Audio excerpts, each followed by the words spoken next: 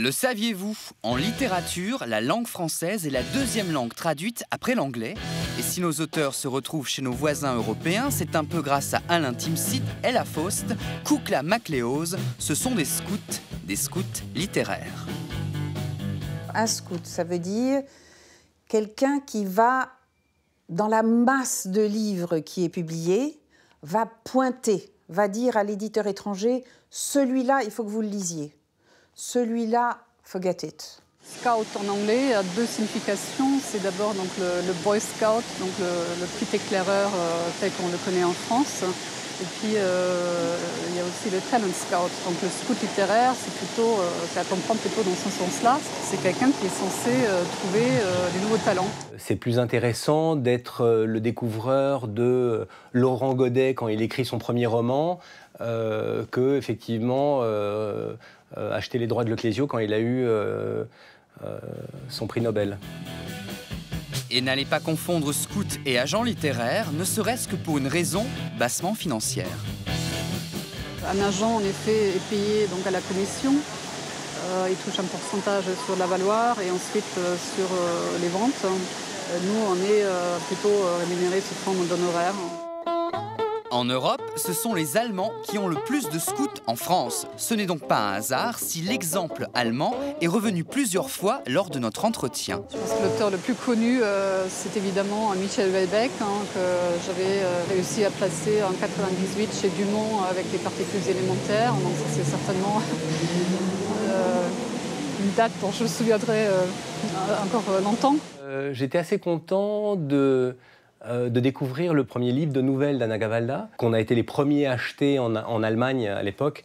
Vous dites, je ne me suis pas trompé. L'autre chose, par exemple, que j'ai recommandé, parce que j'avais été voir le film et qui a fait un succès fantastique en Allemagne, c'est l'autobiographie de Pozzo di Borgo. Parce que j'ai été voir ce film, Les Intouchables, en novembre dernier, et je suis sortie ravie. Donc le lendemain matin, j'ai appelé, ça n'avait été vendu nulle part, sauf en Italie. Que viennent chercher les éditeurs étrangers chez nos auteurs? Un style, un ton, un humour particulier? Une chose est sûre, ces éditeurs n'aiment ni l'autofiction, ni les thrillers qui se la jouent à l'anglo-saxonne.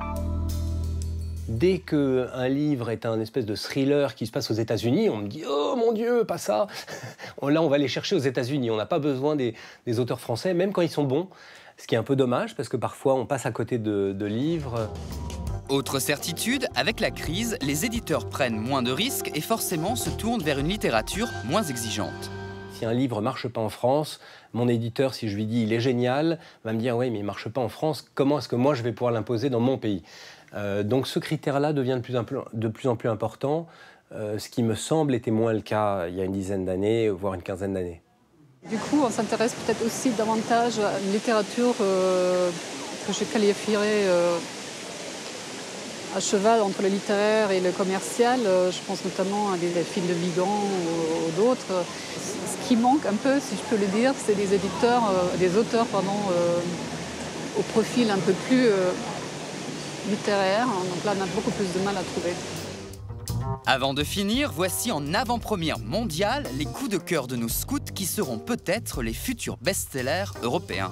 J'ai trouvé très intéressant le Lindalais. J'aime beaucoup Philippe Claudel et son livre de nouvelles. En revanche, justement, le Lindalais est le livre qui va être extrêmement difficile à imposer à l'étranger parce qu'elle utilise des expressions françaises à peu près par dizaines par page. Et je ne sais pas comment un traducteur pourrait s'y prendre pour le traduire. J'ai trouvé que le Florent Zeller, c'était très générationnel. La génération des 30-40 ans, c'est exactement ça. Ça peut marcher partout, ça correspond à tout le monde. Parmi les premiers romans, parmi les nouveaux auteurs là, qui arrivent, je pense que celui qui est quand même le plus intéressant, c'est Aurélien Bélanger, La théorie de l'information. Je suis contente qu'il y a des nouveaux auteurs qui se placent, qui mettent la barre tout de suite quand même assez haut. Ça fait rayonner, je pense, à terme, à nouveau, la littérature française, même à l'étranger.